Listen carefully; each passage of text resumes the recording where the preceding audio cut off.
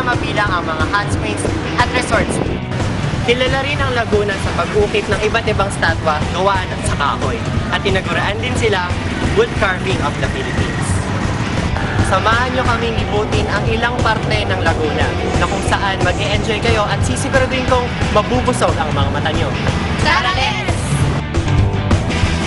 Huwag kang magbibigla, isasama kita. Huwag kang magtanong, basta sumama ka lang. Ang una po nating pupuntahan ay ang Calamba, Laguna. Tara, let's! Tara, tara, tara, let's! Di ka na mabibito. Nandito na nga po tayo ngayon sa bahay ni Jose Rizal at makakasama po namin si Mang Ernesto na 19 years na niyang ginagaya si Jose Rizal. Hi Mang Ernesto! Ano po naisipan niyo kung bakit niyo po ginagaya si Jose Rizal? Kaya gusto ko kaya niya.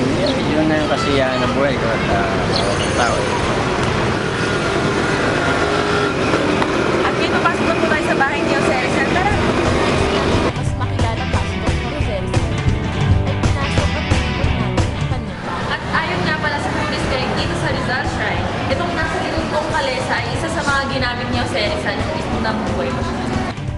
At ngayon, papasok na po tayo sa Rizal Shrine. Tara, samahan niyo ako.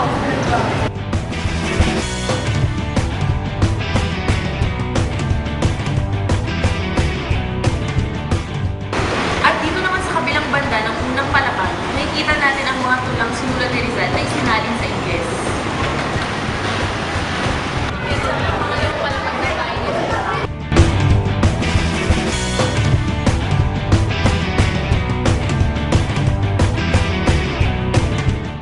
Nakilala at nakita din namin dito ang magulang at mga kapatid ng ating pambansang bayani.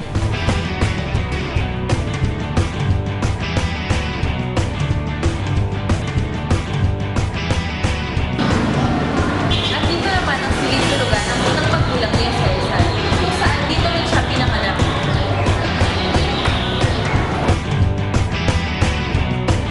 Sa paglibot namin sa loob ng kanyang bahay, ay parang mas lalo pa namin nakilala ang katauhan ng ating pambansang bayani. Mapaloob o labas man ng kanilang bahay. Nandito naman tayo ngayon sa replika ng bahay kubo kung saan naglalaro si Rizal at ang kanyang mga kapatid na babae. Ito naman pala na ito ay nagsisilbi na ngayong wishing well para sa mga tumatay. Ayon sa aming pagsaling-saling, nalaman namin na nakikipin 20 kilos away sa Balor ang mga magulang ni Jose Rizal.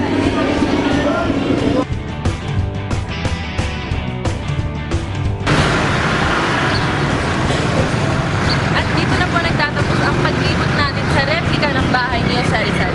Dito lang sa Laguna.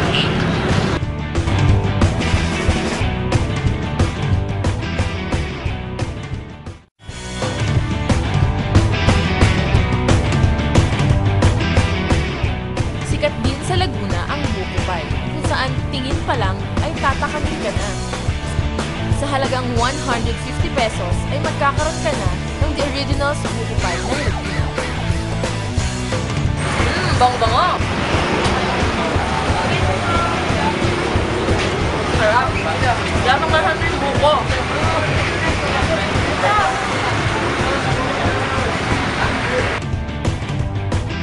Ito na nga ang bukoy na pinaka-inaabangan natin tikman at pinagmamalaki ng Laguna. Next stop, Paete, Laguna, kung saan tinatawag itong wood carving of the Philippines.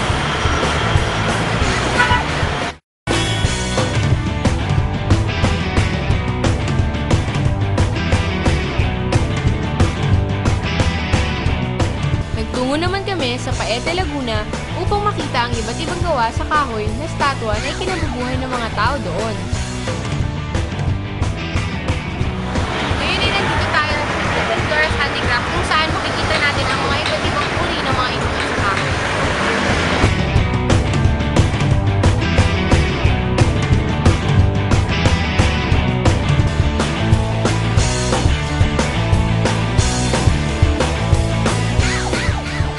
Doon ay nakausap at nakasama namin si Kuya Jeff na may-ari ng isang wood carving store.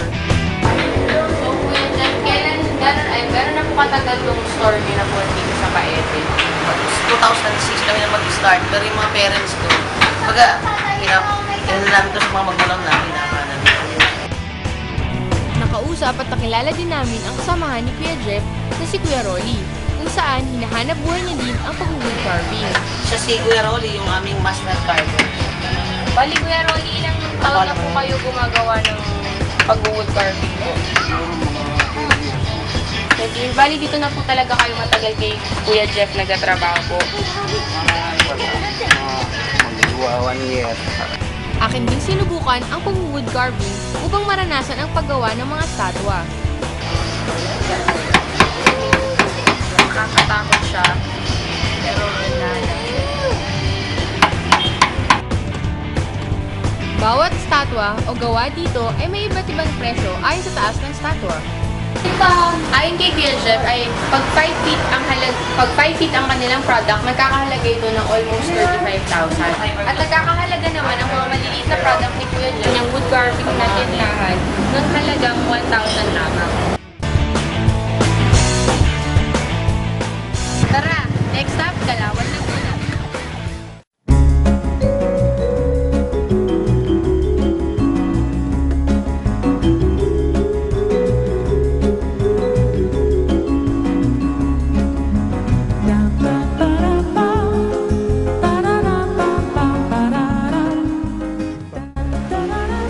Nandito tayo ngayon sa isdaan kung saan isang taon na silang nagbukas at talaga namang ginadaya ito ng mga pamilya at magbabarkada.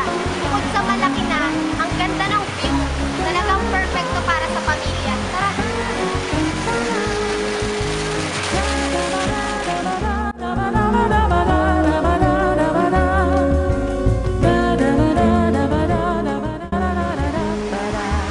Sikat kayo, no? Isa sa mga dinadayo dito ay ang kanilang singing at dancing waiter.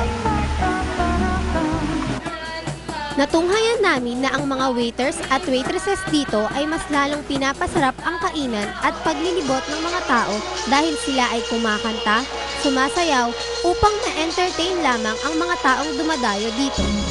Siyempre, the best ang mga pagkain dito sa isdaan. Hindi mawawala ang lechon na laging nasa mga fiesta. At siyempre, ang kanilang mga main courses tulad ng adobo, kare-kare at kaldereta at marami pang iba.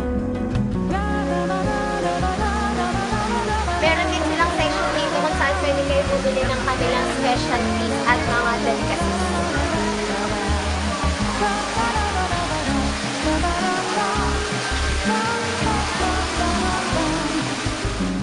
Guys, aakit ako ngayon dun. Doon natin makikita talaga yung buong view nitong isdaan.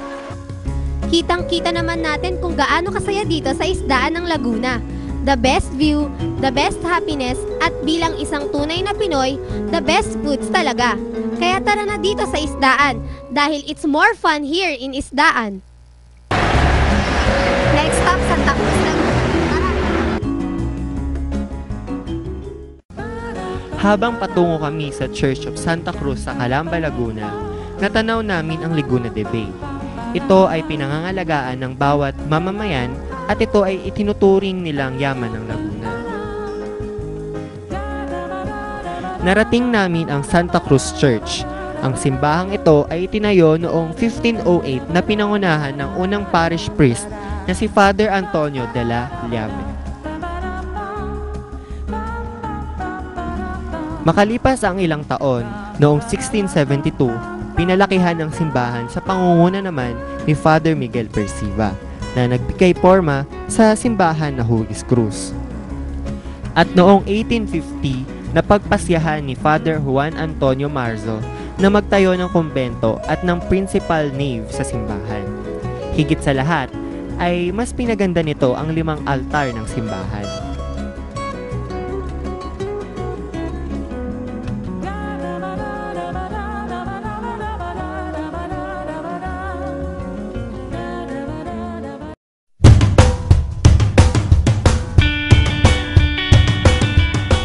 At dyan po nagtatapos ng ating adventure for today. Ako po si London. Kim! Meg, At Angel! at see you next week. Bye! Huwag kang magbibigla, isasama kita. Huwag kang magtanong, basta sumama ka lang.